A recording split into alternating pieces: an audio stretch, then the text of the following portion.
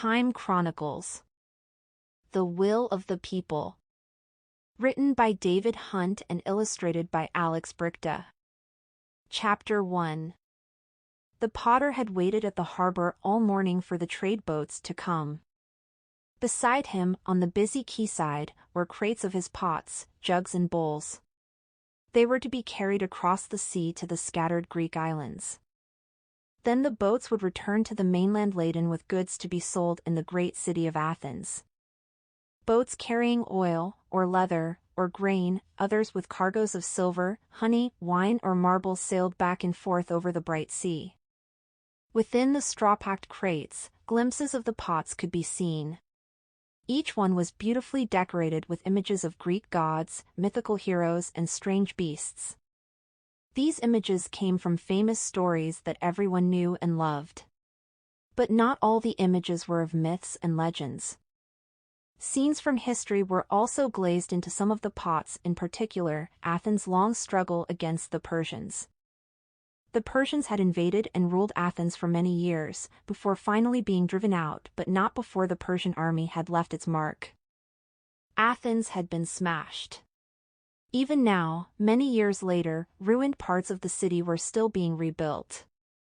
But rebuilding was slow, and cost a great deal of money. Recently, a long wall had been built around Athens. The section around the harbor was nearly finished. The potter watched the slaves lowering blocks of stone into place. A woman stopped and spoke to the potter.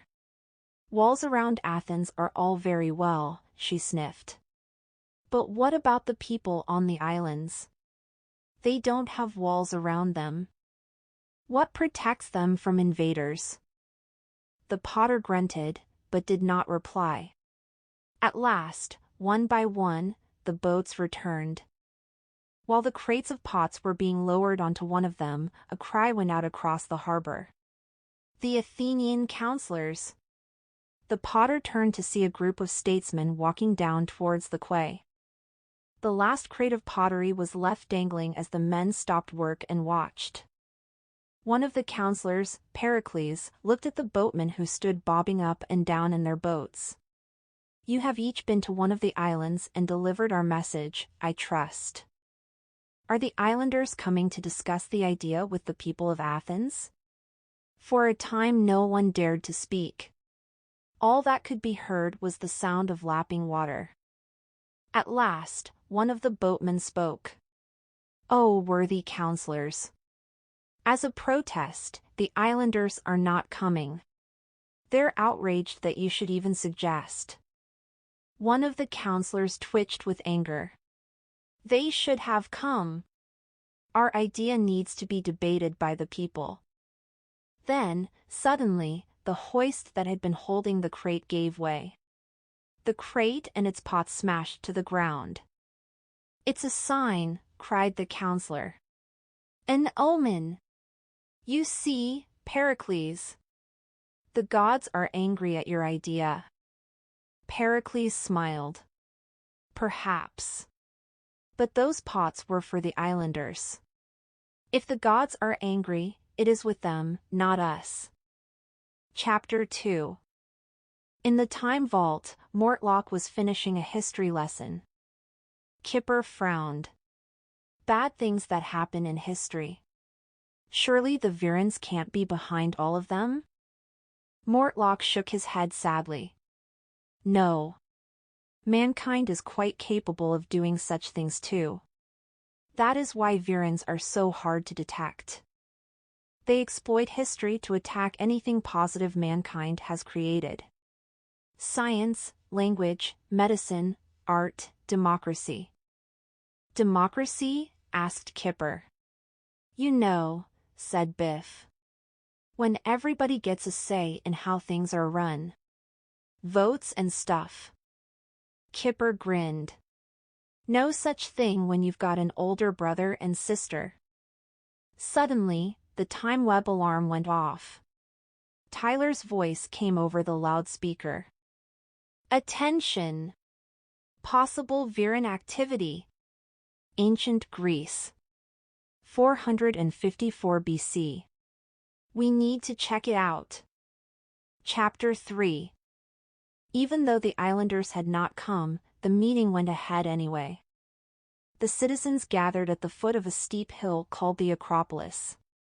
At the top stood the ruins of a beautiful temple. Nina and Wilf easily found their way to the meeting. They followed the sound of cheering. The people were chanting the name Pericles over and over again. As they slipped in at the back of the crowd, Wilf received a download. Download from Tyler. It's a general assembly like a big meeting. All the citizens will be asked to decide something. Pericles stood up.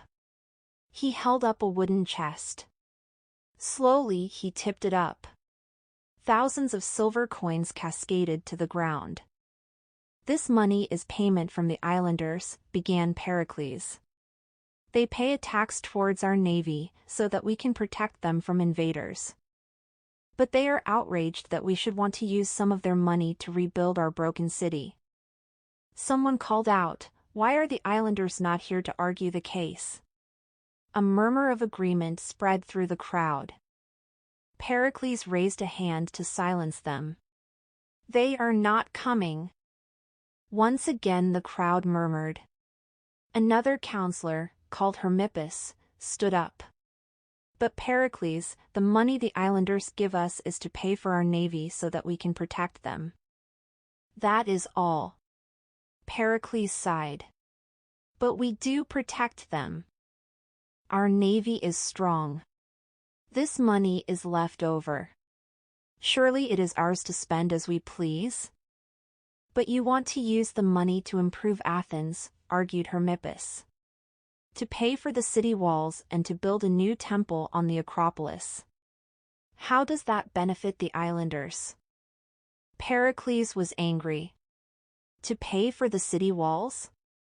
"Exactly. Our navy can't protect us if invaders come across the land.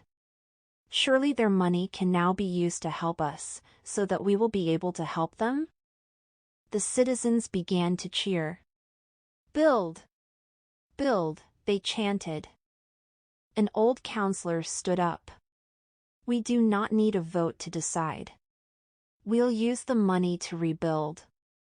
It is the will of the people." Somewhere in the crowd, the old potter watched as Pericles knelt and began to put the silver coins back into the chest. The words, "the will of the people," seemed to twist his mind into angry spasms. His head began to fill with the blackest of thoughts. Of schemes and plots, of how to deny Athens this so-called will of the people. Chapter 4. From the shade of an olive tree, Wilf and Nina watched as the meeting broke up. Not far from where they sat, Pericles walked past. He was talking to a man who was carrying the chest of coins. "Now the money belongs to Athens, the building of the great temple on the Acropolis can continue," Pericles said. He looked hard at the man. "I am trusting you with the people's money, Tektos. Hermippus and some of the other counselors would love us to fail. I will use the money wisely, Pericles," Tektos smiled. "It will pay for more marble, stonemasons, some slaves. The money will be taken up to the building site at once." Wilf spoke urgently into his link.